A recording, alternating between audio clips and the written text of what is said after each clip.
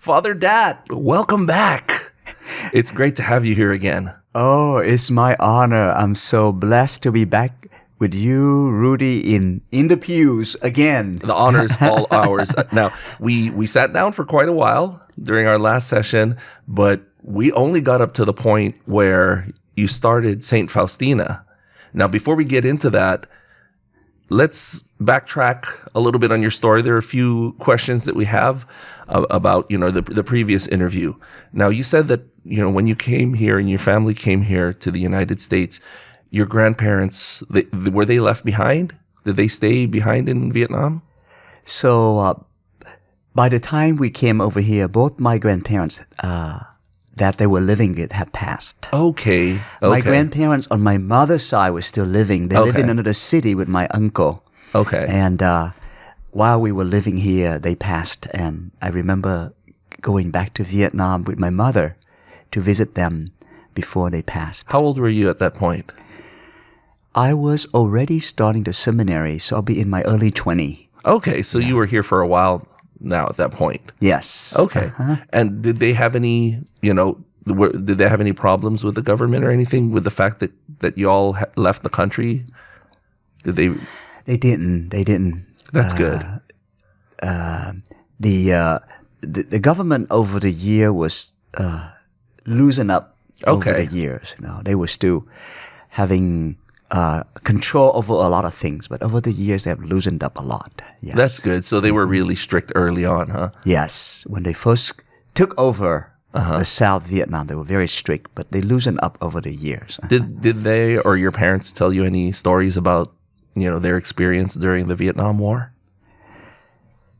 It was a scary time. In fact, my father, interestingly, never really told my mother about his war experience. It was recently we had a lot of encounter, and Dad starting to tell little story here and there. Okay. For example, one time he and I was having a conversation, and he told me that God is so real, and he said that he could feel that God was always protecting him. And it led him to a conversation where he said he was flying rescue helicopter for rescue operation. So there was a moment when the soldiers in the South was surrounded by the communists who was attacking them. Okay. And he said he literally have like 5 seconds. He flew the helicopter in. He landed it. Everybody jumped on as many as they could. Wow. Because you have to fly out right away. Otherwise, So as many people jump on and grab onto the helicopter as possible. And he just quickly fly out. And he said literally, bullet was flying around and people was getting hit. But he was getting out. So he was a pilot. He was a pilot, yeah. And I said, Dad, did you ever tell Mom that traumatic, scary experiences? He said, I never did because I didn't want for her to worry. He was shielding it from her. So I could hear those stories. After the war, for example, Mother was telling me that they were very scared because the communists would come and take them away anytime. So Dad would leave the house really early in the morning and go to the farm. And then didn't go back until late at night. And at the time, she was pregnant. So it was very hard for her. But she understood because anytime they could come and take him away or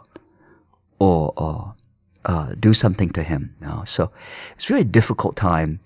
And then when that was taken away, Mom was conceiving me. So she was by herself. Yes. A young mother in her early 20s with 2 other kids. Yes, wow.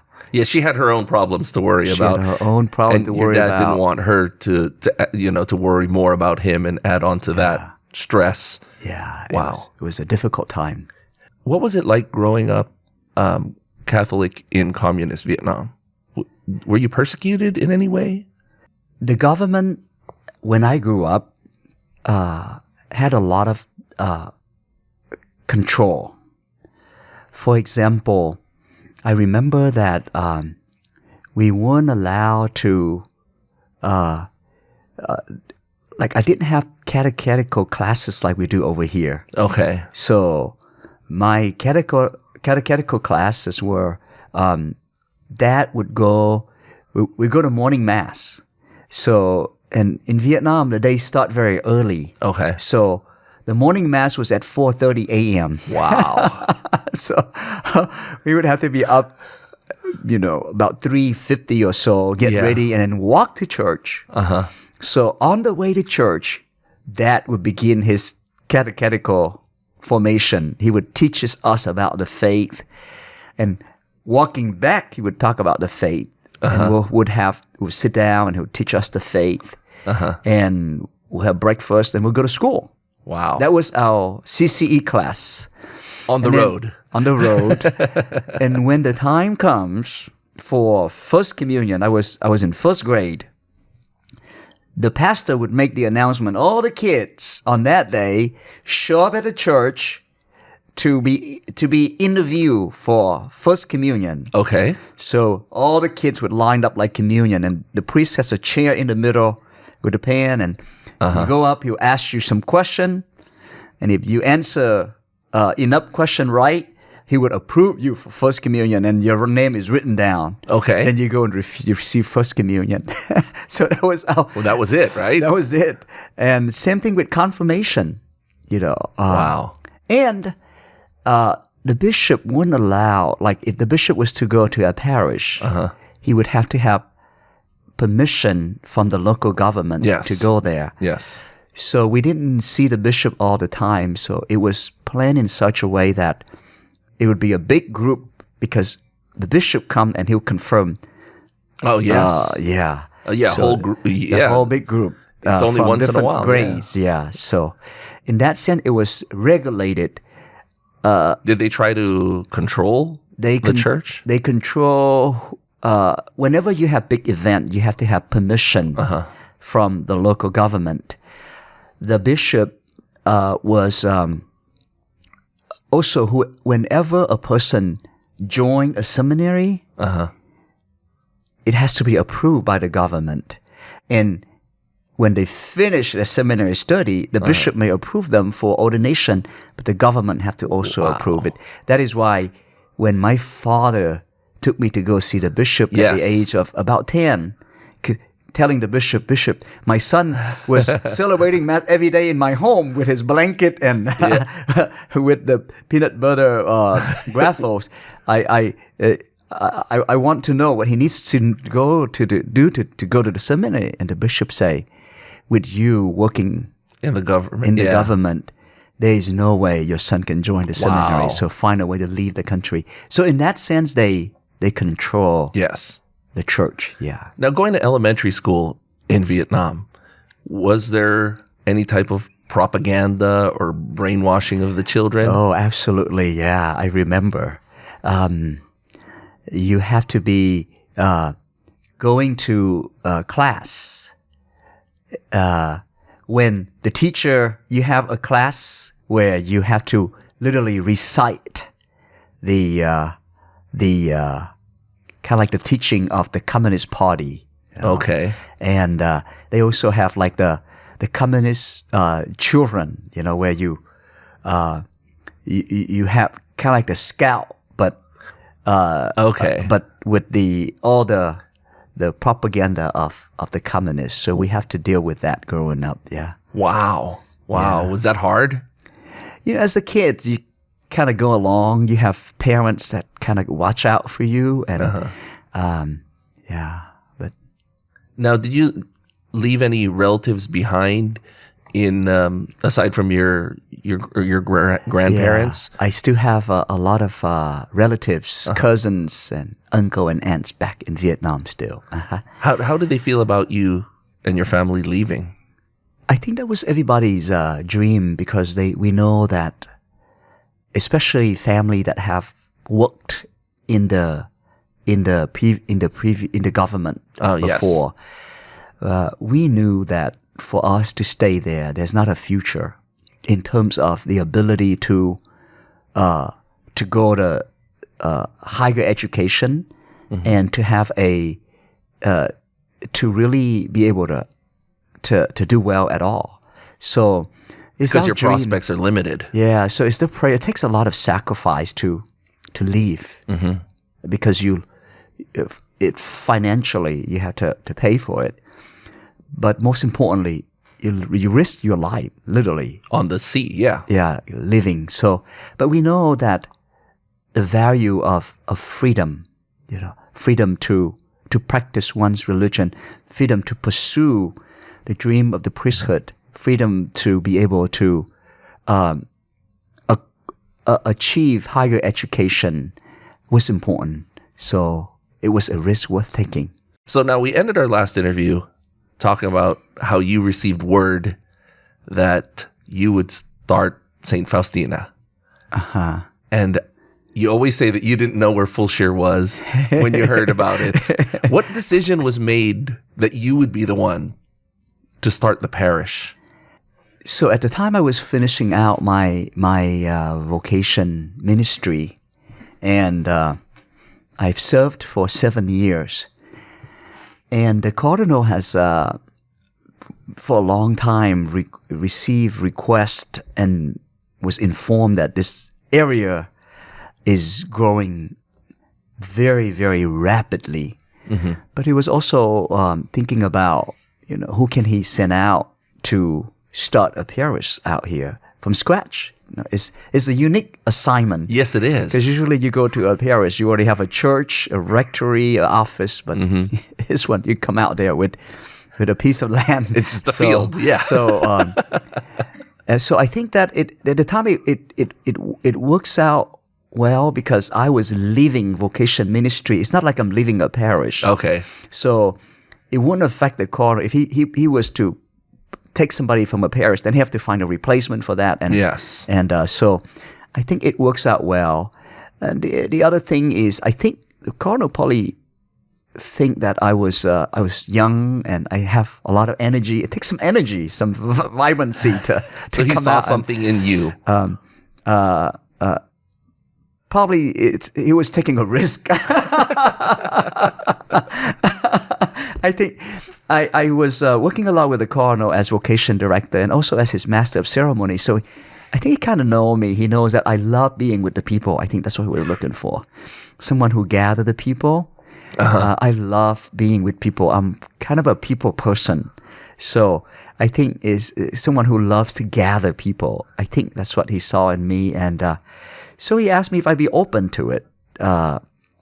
So I still remember the conversation. He asked me, I'm so thankful to the Cardinal for that. He asked me, why don't you pray about that? Don't just say yes to me, but pray about it. Okay. So I did. I prayed about it. Being a vocation director, I always teach discernment. So I took that very seriously. I took it to prayer. And I wrote down a list of the pros and cons, the reason why I should go and why I shouldn't go. Okay. And the reason why I shouldn't go, that list is a lot longer than that why I should go. Do you remember what was on the list? Yes. Well, I for example, on the side of go, why I go, I would put down the opportunity to I love adventure. I love something new, something challenging. So the opportunity to have this it's not all the time that you open a new church from scratch. So it's the opportunity is an exciting opportunity. You can you don't have somebody before you say this is how it's always been. Yes. So you go out there and you can shape the culture. You have the ability to shape the culture with the people, with the founding community. I was very excited about that. The opportunity to learn, because you have to learn really fast. Yes. I've never been a pastor before. So here I am coming out, learning to be a pastor and learning with the people, the steps. So I was excited at the opportunity to be able to learn very quickly and learn very, very fast. What about the other list? The other list was one, I've never been a pastor before. Okay. So it's like, you have to have some experience of being a pastor. Being a vocation director, to a certain extent, is kind of being a pastor, but it's different. It's a whole different story. So it was never being a pastor, the lack of experience. As a pastor, even though you were a parochial vicar. I was a parochial vicar for 2 years in 2 different parishes. So, Yes. But as a pastor, I've never been a pastor before. The other one is in terms of building and fundraising, I said, I love preaching the Word of God. But in terms of, in my mind, like asking people for money to build, I didn't like that. That's hard. I can preach, I can do a lot of things, but I don't like asking for money. But I come to learn that you actually inviting people to be part of something exciting. Yes. That's my transformation over the year. But at the time, for me, it's like, I don't like to ask people for money. Well, because it's tough. Because on one side, you've got people who say, "Oh, we need this for the church. We need that. That's right. We need to make a new building. We need this." And then the other side, people are saying, "Don't ask us for money." So you're in between. So that's there. how I think at the point. No, now it's like, wow, come and be part of something God is doing. Come and allow our heart to be open for God's blessing. It's transformed over the year. But at the time, I thought, I'm gonna be terrible at that. I don't want to do that. Fundraising and all of that. So I know all of that would be very much a part of building the community. So those are some of the lists. And so I went back to the course. It's called I Made My Discernment. I want to share with you my discernment. So I make this list, and here they are. Yes. And you notice this list is a lot longer than this list. Yes. But the only thing is, whenever I pray over the list, I feel profound peace when I pray over the shorter list to say yes. And in discernment, whenever you make a decision, you take it to prayer. And whatever decision that lead you to deep peace, to greater charity, and a deeper relationship with God, then you go with it. And that's what I felt at the time. I felt that by saying yes to this, it gave me an opportunity to be with a people in such a way that we'll be able to be, because in our lacking, we're able to be more dependent on the Lord, especially in my lacking when I come out here. In my lacking of, like the disciple, when Jesus sent them, that passage came to my mind. When the Lord sent the disciples to the village the first time, He said, "Go, but don't bring don't bring money, don't bring the belt, don't bring the shoe, don't bring anything. Go to the village." Yes. Because Jesus wanted them, one, to trust that God will provide. Yes. Two, to trust that whomever He sent to, they together will provide. That's why I said, go to a house. Don't move from house to house. Don't look, but rather, if the person provide, you stay there. You be with them. So I knew that if I was to go in my lack of experience as a pastor in the parish not having anything, I will, with the people, grow in a deeper dependence on God's loving care and providence, always providing for us. Also in a greater trust for the Lord. So, and also dependence on the people. Yes. So that I feel it would draw me closer to the Lord. That was the first thing. The second thing was it allowed me to be connected with the people and to be able with the community to really shape how we want to share the Lord with others. And I just felt a profound, deep peace. So I said, Cardinal, that's the fruit of my prayer. And I'll leave it in your hand for your decision. So if you had said no, do you know where He would have sent you instead? Did He say, if you say no, I'll send you here? No. The Cardinal, I'm grateful about the Cardinal is he consult and he discern with the personnel board. You know, Okay. He doesn't take these things lightly. He prayed about it. He think about it, and he share, and he's open to listening. I was grateful that he gave me that opportunity to discern with him and share that discernment with him, because he's also discerning. Yes. Whether or not he should send me out there, and he want me to pray about it, to discern it as well, so he can share it with the people that he consult with. Yeah. Who's on the personnel board? At that point, I know Monsignor Borski was on the personnel board. I don't know who else was in the personnel board at that time, but I know they discussed that in the personnel board. Yeah. Where do you think they would have sent you if you had said no? Do you have any idea? Probably one of the parishes that was open at the time. Yeah. Okay, that needed a pastor. That needed a pastor. Yeah. But we're glad, that's my presumption. He might just say, "I don't know what to do with you, so why don't you go on?" I don't know. Well, we're happy that we had you here at St. Faustina to start things out. I am so thankful to God. You know, I'm grateful to the Cardinal. I'm grateful to God, because truly, looking back, we've been together for 7 years now. I would say yes 1,000,000 times over again. Wow. I am being with this community, building this parish together, has made me closer to the Lord. It made me grow a lot in my priesthood, and I've fallen in love with this community, with what we're doing here. You know, I feel very strong about it. I feel God's presence. I see lives being changed every week, every day. I am so grateful. I am eternally grateful. I wouldn't trade it for anything. So when you started, so you said yes. What was the first step from there on? Because you've got this monumental task in front of you. Okay, starting a parish, you have nothing. Yeah.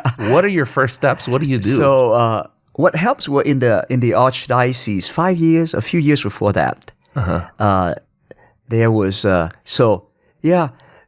one of the blessings in our archdiocese is, while many other places they're closing down, we are adding parishes. So I was told that Saint Edestein started out just like us, from scratch. That was maybe in the 90s, in the late 80s, in the 90s, they were doing that.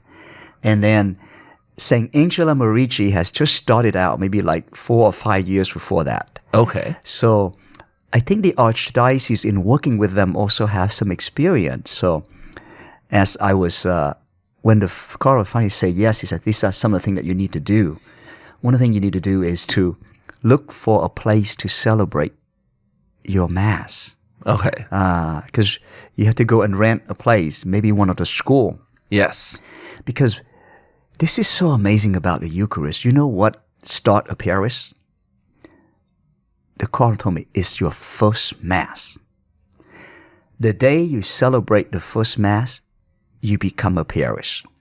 I give a decree, but it's the first Eucharist when the people gather around the Eucharistic table. That's when you become a community. So the first job was to look at what schools are still open out in this area. Yes. So that you can go ahead and book it before you even come out there. Because when you gather your people, it's the first Mass that make a parish. So I remember talking with the realtor office of the archdiocese, and he gave me a list of the schools that are open. Okay. So we looked into it. Believe it or not, at that time, we were looking at a long list of schools, but they were all taken. Oh, really? It's wild. There was only very few that were still open. Or they were available for a Sunday. That was available for a community to rent out. So we looked at it and we drove out here. The one that we thought would really work out well at the time was Hagen Elementary School. Yes. So he drove me out. He had a list with us, and we drove out, and the diocese has already called him. Yes. So we drove out to Hubenak Elementary School, and I was praying to the Holy Spirit the whole time. I said, Lord, you know better. You know how lost I am, and whatever place you want us to be, please lead us there. So as we were driving into Hubenak Elementary School, I was already praying to the Holy Spirit, please lead me. And we go in there. The school was very It's small. gracious. It's small, and it was a bit hidden. Yes. It was not as visible, or in terms of you kind of have to find your way to get there. Yeah, it's like a country road type. Yeah, so thing, yes. we walked there, and they were very gracious. The staff walked us to the gym and all of that, but I didn't feel that excitement or that peace that I was looking for in discernment. So they gave us the paper to fill out and to sign to return to them. And when we drive out, I was like, wow, is there any other school that's open? He said, Father, we've called a lot of school and they're not open. If they are open, they have like maybe the afternoon spot or something like that. Yes. So as we were driving, I got on my cell phone and I just put public school. You weren't driving. I wasn't driving. He was driving. Okay. So who was with you? Kent Sight was the one who was driving me. He was the director of the realtor office. So while he was driving, I said, Ken, I'm gonna look, and we go to a couple other one, but when we go in there, it was too small. Okay. And because we called them to see if they have already it available, but when we go in there, it was too small. Yes. As we walk in there, the facility wasn't. It doesn't look. I still don't have that experience of peace. And then, Yes. And then I looked in the area, and I saw Joe Hubenak, Yes. and it looked fairly new. It looked kind of nice and Yes. pretty close enough to where our people are. Yes. So I said, hey, why don't we come over here? So we drove over there, and I still remember walking in, and the secretary was Catholic. She was very gracious. Yes. I said, I'm the new priest. We wanted to see if the school might be open for us to use in the weekend for Mass. And she said, oh, yes, Father. There was a Baptist group that been using it, but they just moved out and moved to a different location, so we are open now. It's like, Yes. on the list, it was not available that I had, but we didn't realize that they have moved out. So they gave us a tour, and I felt like, wow, this is the best spot. This is it. I feel that peace. I feel that prompting, that excitement, So when we came back, we filled out the paper and we submitted it right away. I said, go for this one. This is it. This is the one we want. Yes. And we submitted the application and they accepted it. And I was so thankful. So that was in place. Then at the time, and you could see God provide. The people were already starting. Megan, she has her own, for example, she had her own web page about the new parish, and people were getting on it. Social media has its blessing. Oh, yes. Word was spreading. Yeah, word was spreading, and once the announcements were made, then word was spreading. And I remember I packed my stuff from the seminary. At least we know we have there's two things that we need. One was a school. Yes. So once we know when we can celebrate Mass, then we can plan it. Once we meet with the people. The second thing was a place to stay. Okay. Because we didn't. The only thing we had was this piece of land. Yeah, you can't pitch a tent in the middle of the. That's right. So I looked up the neighboring parish, and Father Twee lived close by in Wallace, which is about 30 minutes from here. Yes. So I called him up. He was so gracious. Said, "Dad, come here. You can stay with me." So we needed a place. I needed a place to stay, and Father Twee graciously allowing me to stay there and feed me without charging us anything because we don't have anything. This is a guardian It's angel. guardian angel. It's a beautiful small little church. Small little church, Yeah. yeah. So Father Twee said, "Yeah, Dad, you can come and stay with me. Have extra room." Yes. I was so thankful for that. And then I called up St. Bart because they are a lot closer to where we're at. I said, Father John at the time, that was before he was transferred. I Okay. called him because I know this before the newest. I said, Father John, do you have an office you may be able to allow me to office out of? Because I just need a place to people can call and ask questions and have meetings. And, has yes. meetings. So Father John was very good. He said, absolutely. I have an open office and you can go in and use it. Okay. And the staff at St. Bart was so gracious. And they welcomed me. And so I came out here and that's, I packed all the stuff in my car and drive from the seminary.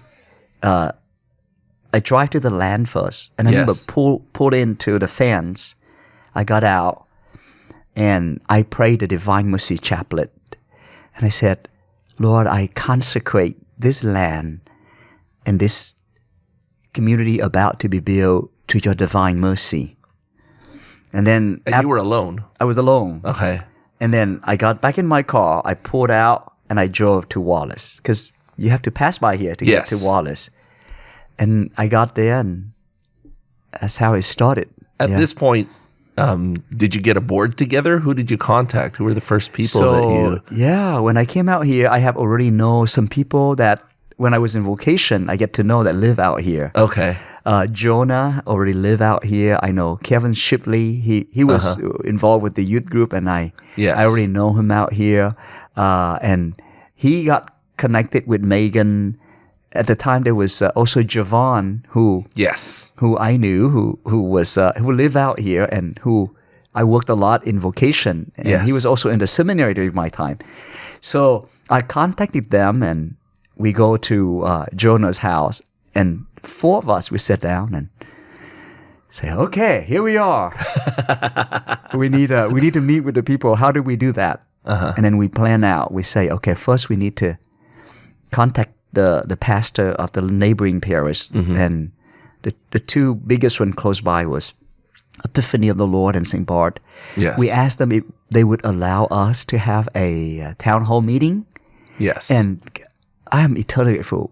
Both pastor was so gracious. By all means, we'll help you. We'll make announcement for you, and we can provide a space for you and all of that. And I was so grateful. So we put it on the social media that we're having a town hall meeting on this day at St. Bart. Yes. On that evening at Epiphany of the Lord. If you live in this area, please come by and see us. Yes. And the pastor was so gracious. They also put it in their bulletin and their announcement. And so when we were sitting down, we were planning, okay, what do we do when we have the town hall meeting? What do we say? What do we do? Yes. How do we get people to put their name and their phone number? And we didn't know what to expect, how many people are going to show up. And lo and behold, wow.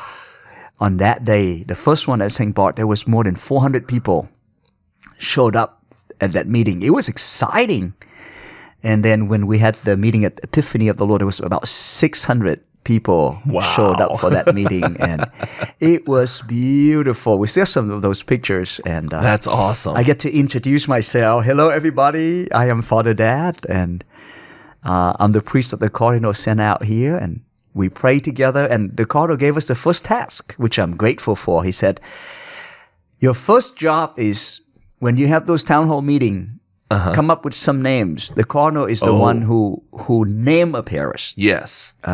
Because naming is giving a mission. That's why the bishop is the chief shepherd. He represents Christ at the local church. So he names it. That means Christ giving that parish a mission. Yes. So he's the one that named it. But he was so gracious. I think I admire that so much. And he's so gracious to say, why don't you meet with your people? He gave us some ownership in naming the parish. Said, Yes. pray with them and give me 3 names that they come up with, and I'll choose one. What were the top 3 choices? We divided into a group of 12, and among them they come up with names, and then we tally them. So we tally them up, and the top 3 names were: number 1, Divine Mercy. Yes. Number 2, John Paul II. Okay. Number 3, Faustina. Okay. I believe number 4 was Mother Teresa Calcutta. Okay. Okay. So, but we tally them up at both meeting. The top 3 was Divine Mercy, John Paul II, and Faustina. Okay. Isn't that amazing? Like, yeah. it's like God has a plan already. So after the meeting at the second meeting, and we tally up the top 3 names, I called the Cardinal. I said, Cardinal, we have met, and these are the top 3 names. Yes. And it didn't take him long. Like in the same day, he called back. He said, Dad, I gave it some thought, and I will... he said, if I name it Divine Mercy, because it's so new, people may not know it's Catholic, because usually a Catholic church is associated with a saint. Yes. He said, if I name it John Paul II, St. John Paul II School is so close by, people might get it confused with. Yeah. He said, I will name you the third one, which is St. Faustina, because you get all 3 of them. Yes. She's the apostle of Divine Mercy, and she was canonized by John Paul II. Exactly. So you get all 3 of them. So I named you St. Faust. I named the community, the parish, St. Faustina. 3 birds with 1 stone. Yeah. Oh, I was so happy. So happy. I remember making the video to announce the name. Yes. I was on cloud 9. I was so happy. Yeah. That is awesome. So what were the biggest challenges starting the parish from at the very beginning? What were the most difficult things that you had to deal with? The most difficult thing was space, because when you borrow a school, you have to be in at a certain time and out at a certain time. Yes. Understandably, because the school have to get ready for their... So we have the exact time we have to be in and out. That was very difficult. So on Saturday, for example, we have the school from 3 till, I believe, 7. Okay. Because Mass was at 5. So we have in that time. So we go in. Set up. While they're setting up, I'm hearing confession. Right? So, because we don't really have a place. Yes. While they're setting up, I'm hearing confession. And then right at time for Mass, we celebrate Mass. We finish. We have to get things out and get out. Yes. And on Sunday, same thing. We have a limited time. So we have to get in a certain time to set things up and celebrate the Mass. And then we have to take out all the chairs, all the table, put the school back. That was a lot of work. Every weekend, in rain or shine, you drive the U-Haul, you drive the trucks there, and you set it up, and you have to make sure you get it out. So if we have to have some community time and things, it's very hard because you have to be in and out. It was very challenging to every weekend, right, load things up and unload things. Because everything we see in the church, we provided. Oh, yeah. The school provided half of the chair, but everything else we have to bring. So that was very challenging. But the community is amazing because it draws goodness out of the people. You know, people stay and help. But sometimes it was raining like crazy, and we now there bringing things in, and it's wet. And and also the space in there is very limited. So you have a certain space to set up. And so it was wild to not have a place for that, you know. And I wanted to have a place to meet with people, to have confession, to have meeting, and it was very hard. And the office was based out of St. Bart. So I was living at Wallace, officing out of St. Bart, celebrating Mass over here in Katy. Yes, so it was very. So you're Wallace, Katy, and then Richmond. That's right. Richmond full share. Yeah. So it was like this triangle. It was challenging. You know, you don't really have a place to nurture the community. That's why it's so important. I mean, from our experience, that we want to make sure the Mass is beautiful. It gathers the people. But our faith doesn't stop when we leave on Sunday. When we leave the church, that's when we live. So it's so important to build community, to nurture the heart. You know, the transfiguration experience is important. But the Lord said, no, you don't stay there. Now you go down and you walk to Calvary, where the daily dying and living the faith become part of who we are. Yes. So I just remember not having a place to meet as a community, to pray, to celebrate the sacraments. Must be tough. That was very, very hard. Like when somebody passed away, we have to borrow a church, right? We have to call the neighboring church. Do you have a place so we can come and celebrate the funeral? Yes. Having confirmation, the second year, like we can't just confirm them in the warehouse. I remember. It was very hard. I feel like a father, and you have children, and you want to provide for them, but you don't have the means. You don't have.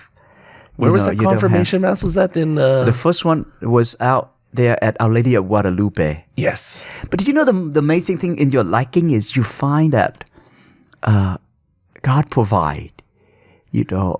All the parishes, they play around us. They play such an important role. Yes. In supporting us.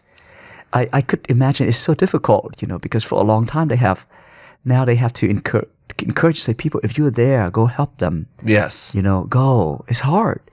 But they did that so graciously. I'm so thankful. And it kind of connects the parishes together. Yes. Too. And they were always, the pastors, as hard as it was, they always was very supportive of me. I'm so thankful for that. I remember when we were in the choir singing for that one confirmation master, so envious of this big church that they had. I said, wow, and here we are under a basketball hoop singing. And the other songs. Difficult thing was, like when we were officing out the house. Yes. Whenever we have, because we had that little house that we have near the school. Yes. That was the storage, the warehouse. All the thing on Sunday was we packed them in the garage. The bedroom was the office, and the small living room was the parish hall. So sometimes we had meetings, and there's a lot of car parked in the neighborhood. I'm always thinking, when is my neighbor gonna come and kill me? Whenever we have daily mass in the living room, I remember when we have 50 youth, our first youth meeting squeezed into that. Wow. Oh, that was stressful. And then when we moved to the warehouse, whenever we have like a holy obligation, like an Ash Wednesday. Yes. Oh, it's terrible because we took all the parking lot in the business. Yes. And they were so mad at us. I remember that very first Ash Wednesday Mass. It was at this community center. Do you remember that one? That's right, yeah. And it was so packed. Yeah. There, you couldn't find any aisles when communion happened. Yeah. All the cars were just all over the place. That was stressful, yeah. I said, Lord, please, you don't let any fire or anything happen because we are so packed in there. It's only, we don't do that. It's only for like once a year for things like that, or for Christmas or for Ash Wednesday that we have to deal with that. It was so hard. I remember. People were so patient, as we grow. I'm so thankful. I'm eternally thankful for that, the community. It's amazing. It was funny because we were all packed in there, and I remember you saying, just remember this moment because we're going to look back on this when we have our own home. Yeah. We'll remember this difficult time together, But you know what I have to say? What I so love about our community is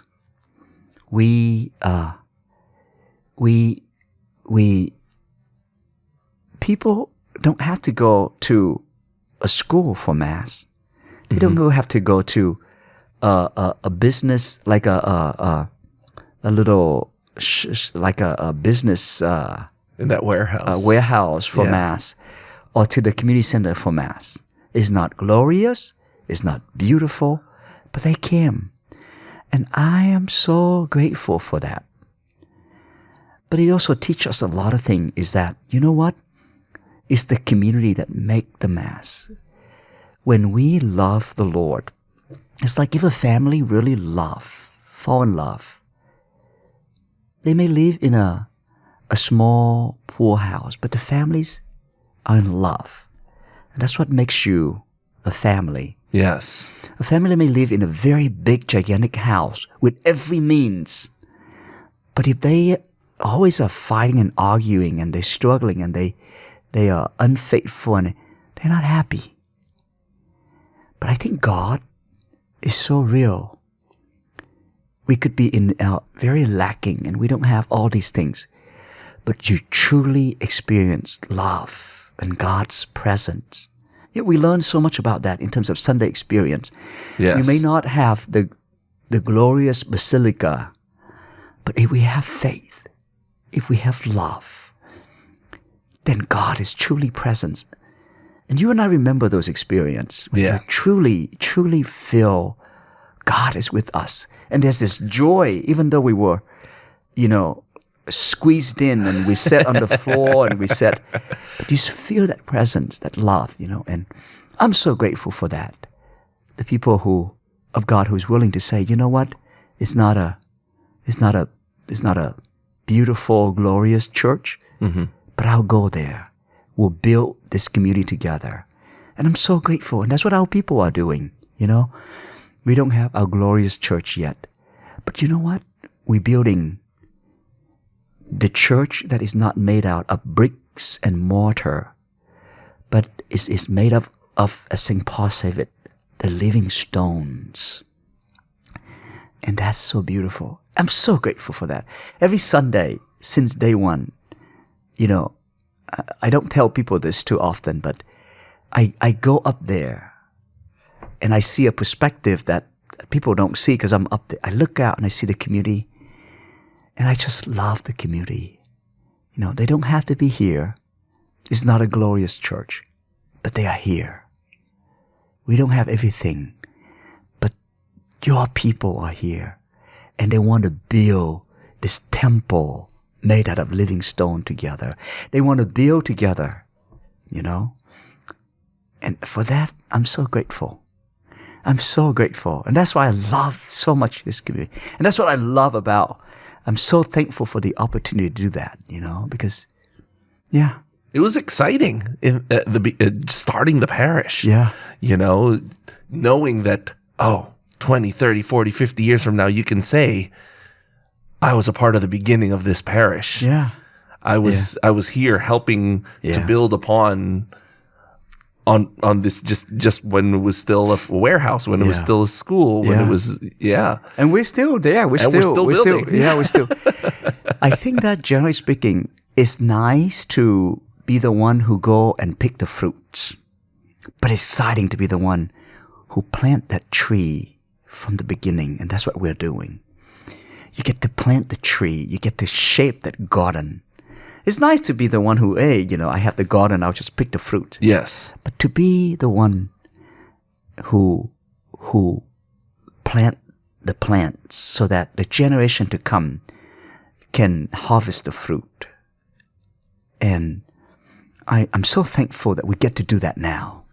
That's awesome. To be the one who plant the trees. Yes. We may not be able to harvest the fruit, but that in itself is a rare and awesome blessing that we get to do, What was the most difficult time for you when, early on with the church, building the church, starting it, what was the thing that tried you the most, that you had to pray about the most when you were starting the church?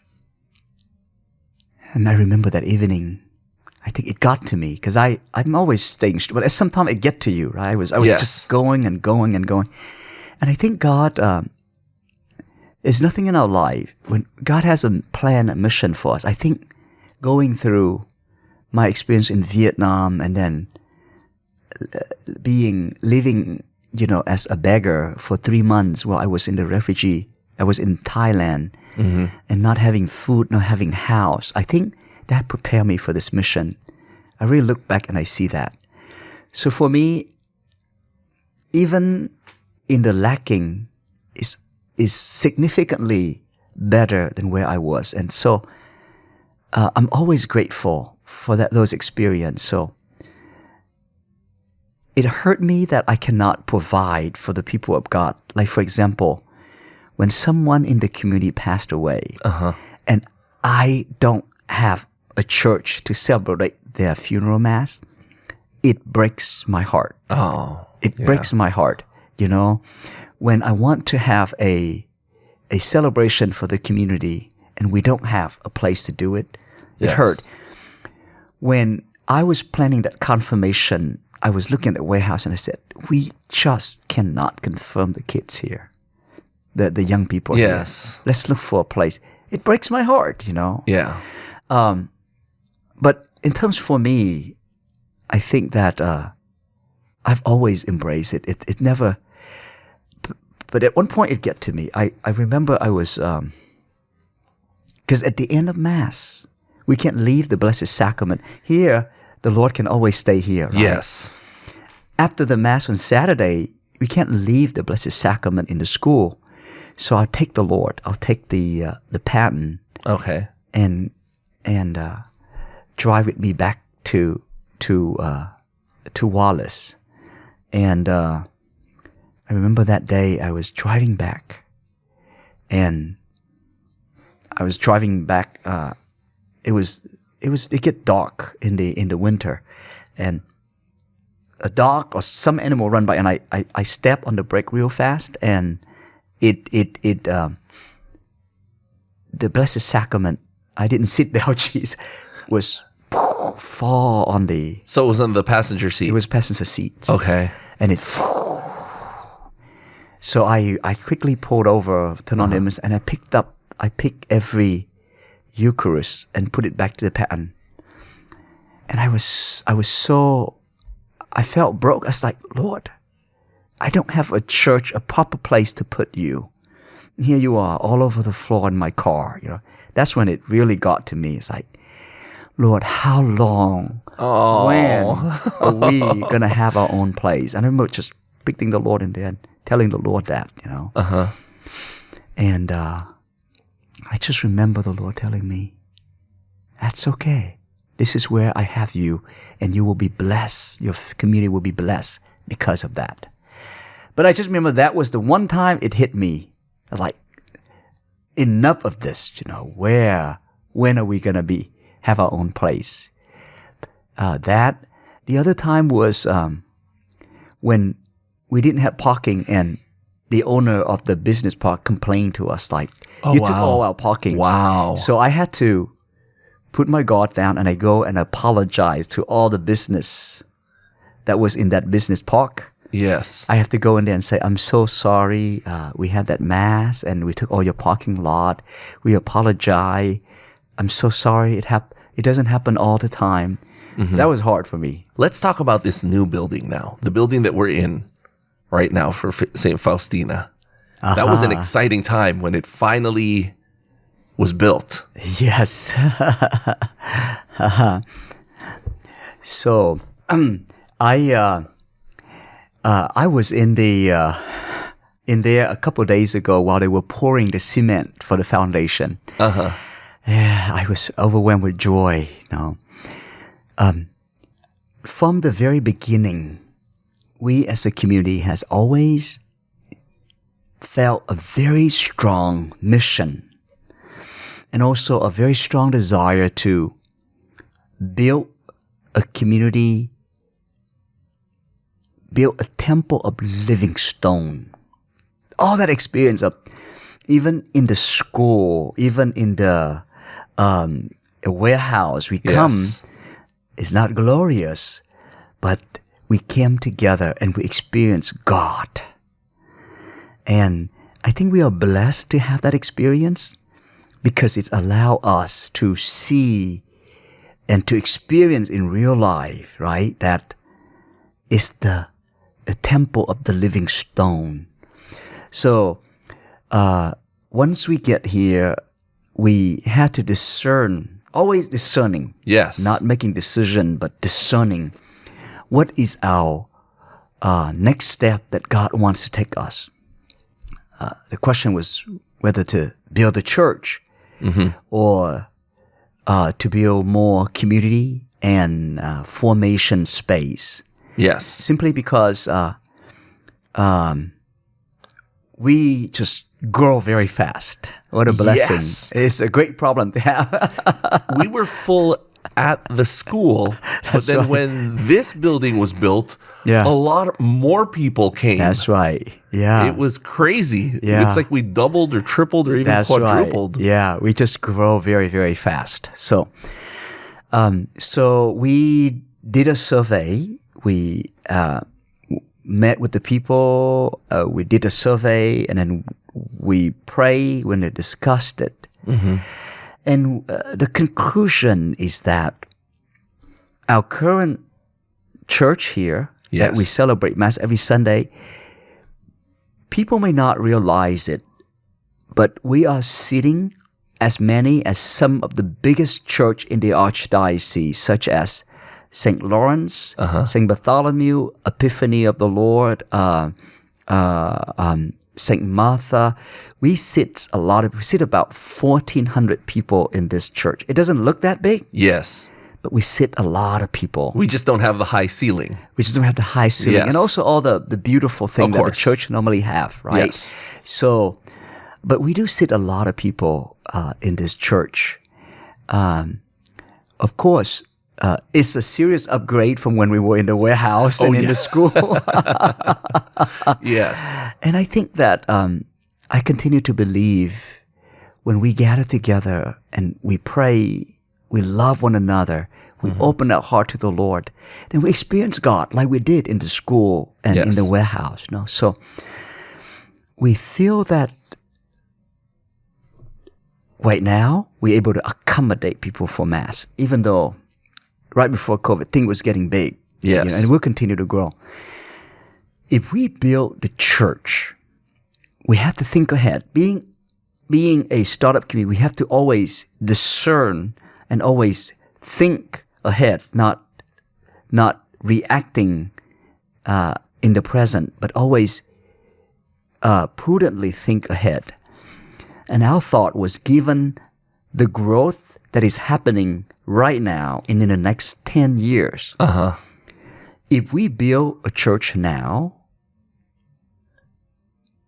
before we move into it, we already outgrow it. Just like what happened here. Yes. Like, you build a building, a lot of people come. Yes. Right Even away. more people are going to come. Yes. Here's the dilemma we have. One is, if we build it, we have to build big. Yes. But that would cost us a lot. We need more people to be part of that to build it. More family to come together to build it. Yes. Secondly, currently, we are not able to have space to have community time and formation for children and adult. There's so many programs we can't do right now because of that. I mean, even trying to squeeze in, trying to get time for baptism, funerals, wedding is hard. Yes. Because this building is booked, packed. Yes. Now, and when you have the children, like for CCE or faith formation, you have to close down the entire building for their safety. Exactly. So it's very difficult to have space for community and formation. With the current community, if we build a church, the demand will double. So we thought that, before we're able to build a church and draw even a lot more people, we have to make sure that we have the infrastructure to continue to nurture the heart and build a church that is a living stone. The people that are already here. Yes. And the people that are continuing to coming every week. Yes. Every week, we welcome new families. Non-stop, even to the pandemic. Every week. So, our thought was, if we build the space, we allow for more family to come. We allow for more space to have formation, to welcome more people, to have overflow, to welcome more family. Then after that, we're in the position to build a big church which welcome more people. Yes. And we are able to build it big so that just not after 5 years or 10 years, we have to break down and expand, which is a lot more expensive. Yes. We'd rather build it big. Yes. And second of all, the people that come, we have a place to nurture the heart and the faith. For us, that's always important. Yes. As a community. So that's why we built this space which allow for have more big room for, let's say if we have a wedding and funeral and we don't have the space, we can also use that space for that. We have space for the youth gathering. It has space for the adult to have formation with the youth at the same time. At the same time, and keep them safe. And that's very important to us. Yes. Always thinking about the safe environment of our young people. So, and that's why we want to build this step build this second phase as the step to get to the church, and do it in such a way that is consistent with what the community has always grown together with, in terms of focusing on building the living stones. And that's why we are there. So I'm so excited about it because it allows for a space for, there's times when, like this past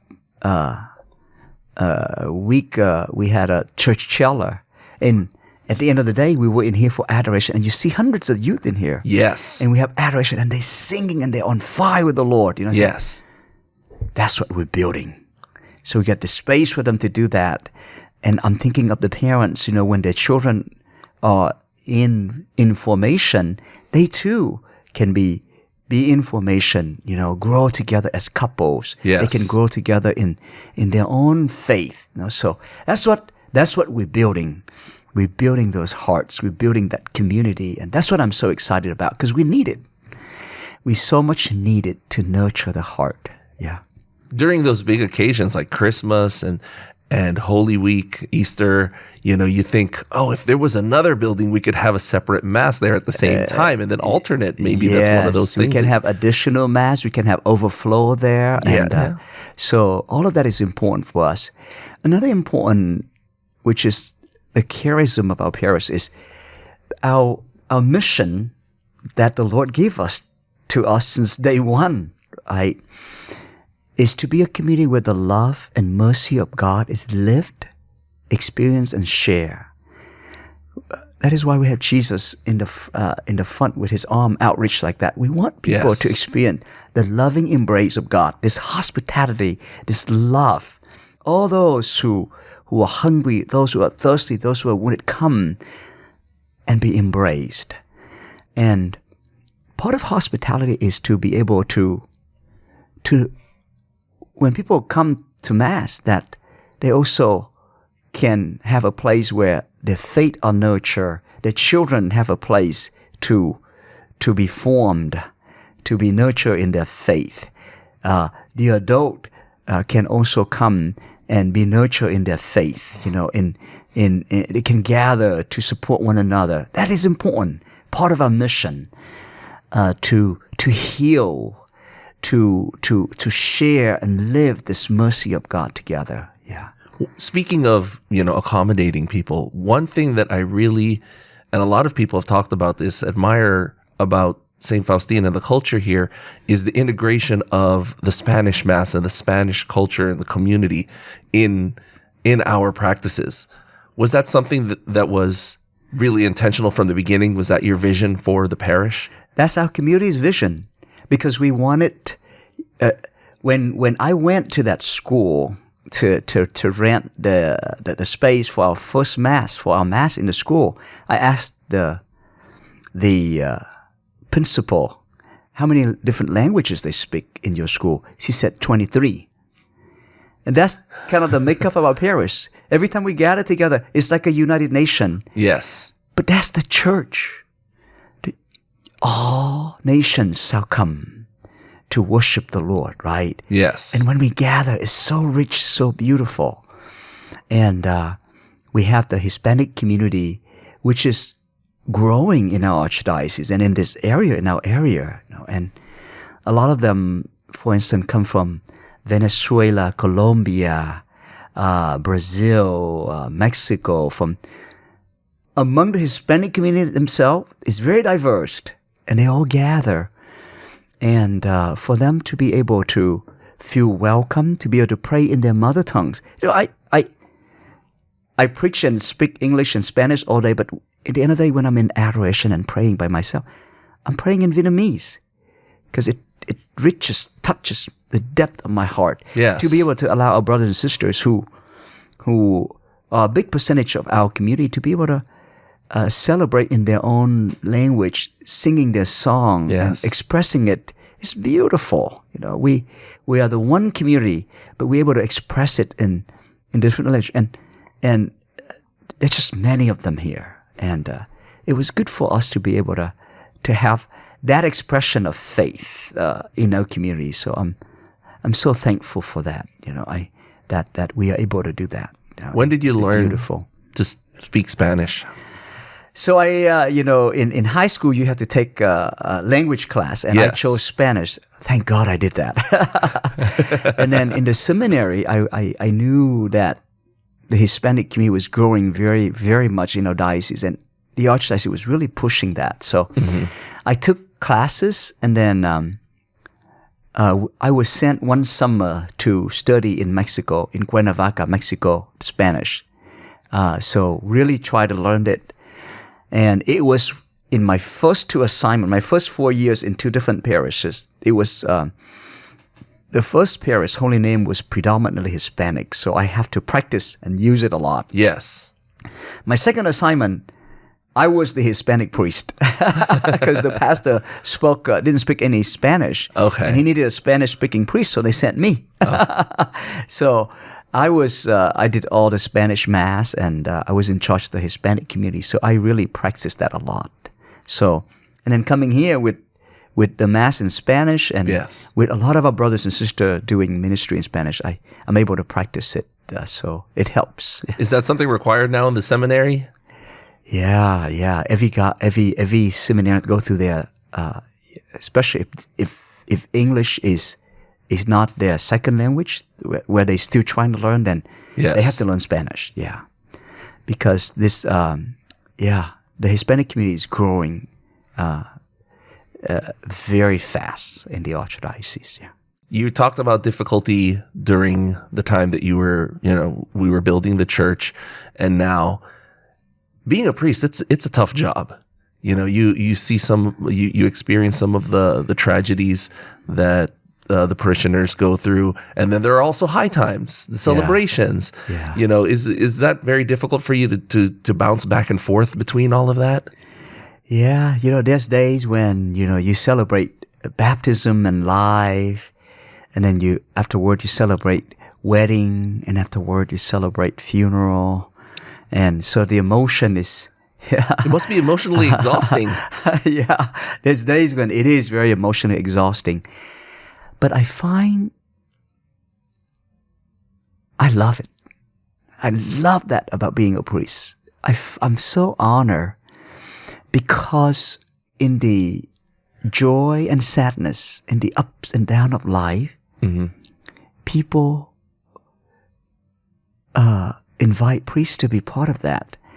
Not because for the data, because they see in the priest the presence of God. Their loved one is dying and they call for a priest. And I'm going in there, and there I stand as on behalf of Christ in my role as a priest. And on behalf of the community, representing the community, stand the church. So this person is not alone. I stand there in the person of Christ as a priest. And I stand there as a pastor of the community to have the whole community there praying with them, represent the church. The whole church is praying with this person. So it can be draining, but I love it. I love it. I feel so honored. I feel so blessed to do that. No. On those extra hard days, do you have a support system? Do you have other priests that you call up or talk to, or somebody to cry on, a shoulder to cry on? Oh yeah. So I'm very blessed. I am what we call a diocesan priest. Yes. A priest who work in the diocese and mostly in the parish. So we are right there with the people, living with the people. Versus a religious community. Religious community live in their community. Yes. So that's their support, their community. Yes. And for us as priests, we don't have a provided community of support in terms of going back to the religious community. So we have to create our own support around us. So my primary community is the parish. Yes. So this is my family. Yes. This is my primary family, my primary community. So, I remember when I came out here, the Cardinal said that as soon as you can, I want you to live on the property. Why? Because it's a sign that you are with them. Okay, so I always remember that.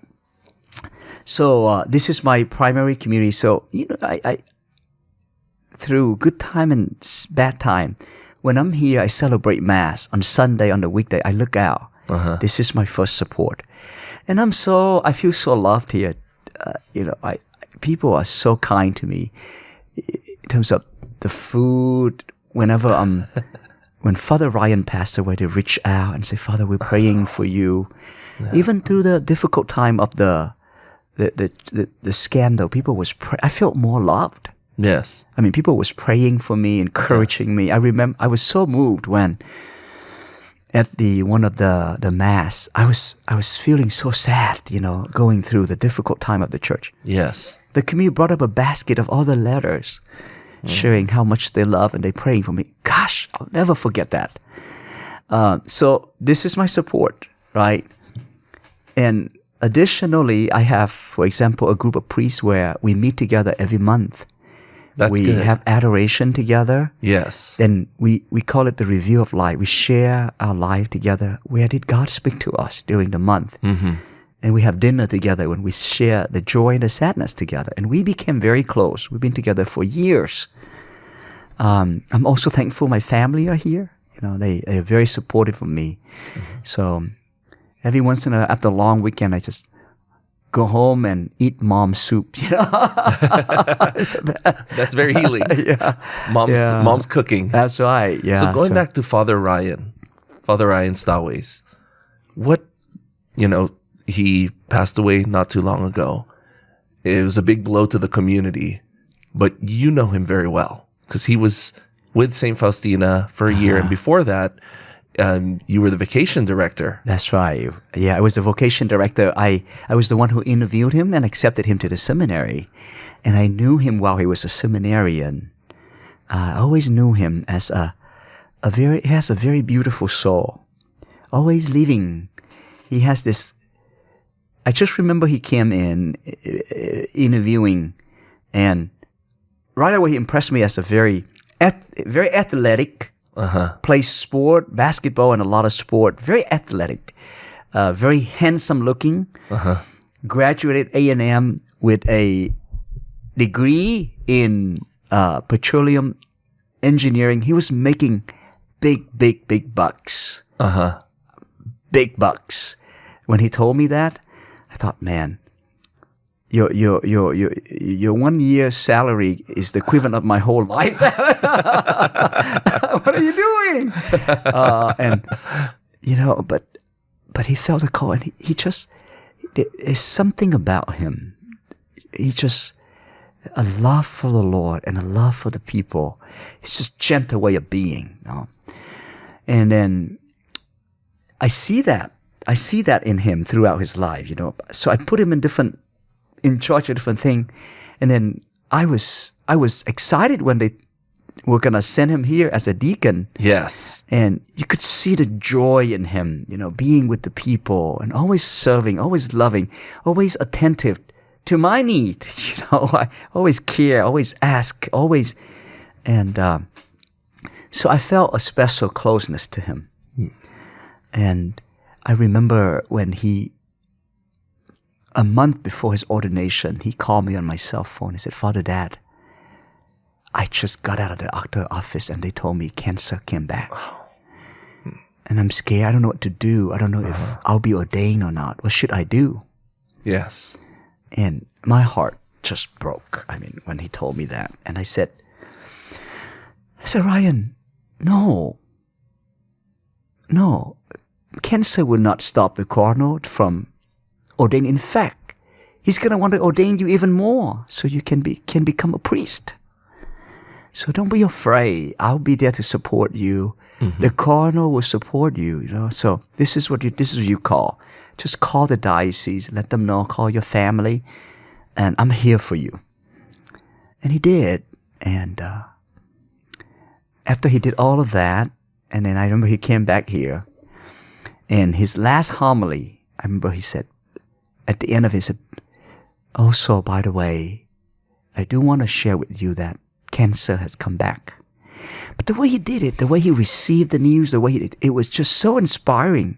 People still tell me that he inspired me, Father. People who had cancer, people who was having, said, Father Ryan really gave me a lot of courage, And I was so inspired by that. And then he became a priest. And all he did was always thinking about, how can I be in the parish? How can I get better? I can be there. Always loving, Every time I called him and asked him, he always take it with such courageous peace and always uniting himself with Christ and the Lord. And he always tell me, I love you. Every time I talk to him, he always say, I love you. And I so admire him. And I remember hours before he passed, I called because they won't let me in the hospital. His mother put the phone on his ear. And I said, Father Ryan, I want you to know that you're surrounded in God's love because we're all praying for you. I want you to know that I love you and we all love you very much. And I just remember he couldn't talk, but he's trying to make the noise saying, I love you back, Wow. And at the funeral, gosh,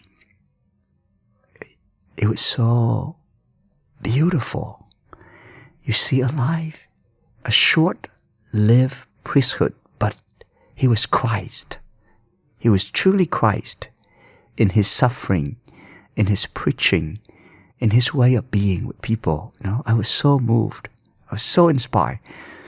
And even the Cardinal, when he was speaking, he choked up, and it reminds me of what I told Father Ryan.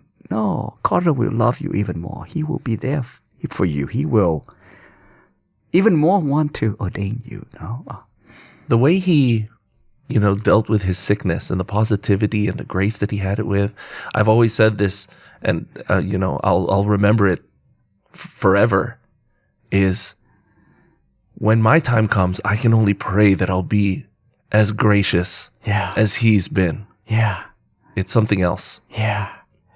It's so amazing how he lived out his suffering right before the eyes of the community, right? He shared it, but always pointing us to God. And I'm so inspired by that. Does it feel like, in a way, for you losing a son?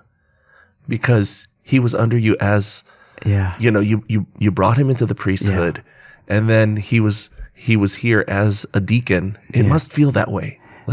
For me, more like a brother. Like a brother. Yeah, I guess because I don't want to be old. But as priests, we become brother in a special sacramental bond. Very unique bond. Yes, I always see him as like a younger brother that I so love and care. And speaking of priest brothers, in a happier note. Mm-hmm.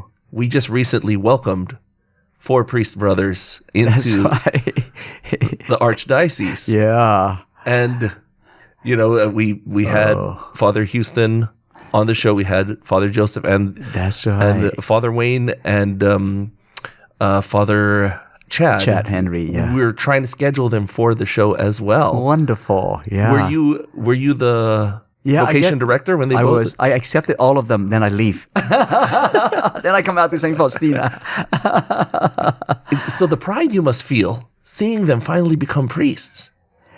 Yeah, must be something else. I'm grateful that I was able to be there to usher them into the seminary. Now, it's God who calls them, right? I don't take credit for that. God's who called them, and they're the one that have the audacity and the courage to say yes. So they come to my office, and I kind of walk them through the process to have them accepted to the seminary. So I'm thankful to God for that, because I feel like I know them really well.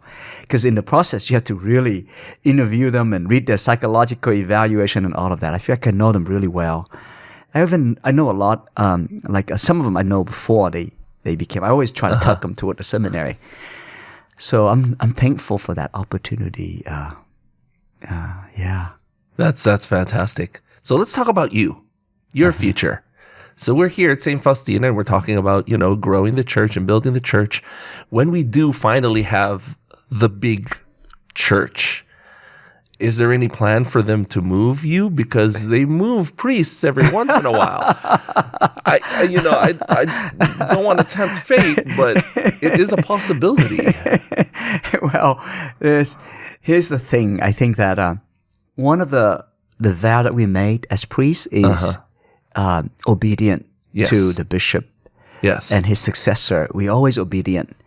And so, generally speaking, the bishop sent a priest to a parish for either 1 term or 2 term, which is anywhere from 6 to 12 or 14 years. Okay. So usually if he's building like I'm doing, the bishop usually leave him there as he's going to the building process. Yes. So, but the reason behind moving the priests around is that Colorado doesn't just move priests very quickly, because I think that you need a certain stability. Yes. When you go to a parish, it takes a while to get to know the community, bond with the family, and together you discern the direction of the parish. So it takes some time. So usually don't get moved immediately. So and then after a while they've been there, the bishop may move the priest because, one, so that, let's say if the priest have a certain talent or gifts, it can also be spread somewhere else as well. And if the priest have a certain defects, the people don't have to put up with that for too long. So I think a little bit of a change is also a refreshing for the community and also for the priest. Yes. After you add something for a while, you may run out of creativity or idea and maybe energy, So the people of God maybe they need a bit of a fresh breath of air or change, And the same thing for the priest. So that's the rationale behind that, So I think after a while, people are going to put up with my defects for so much. It's like, maybe we need... But I always believe this. Because I always think about that.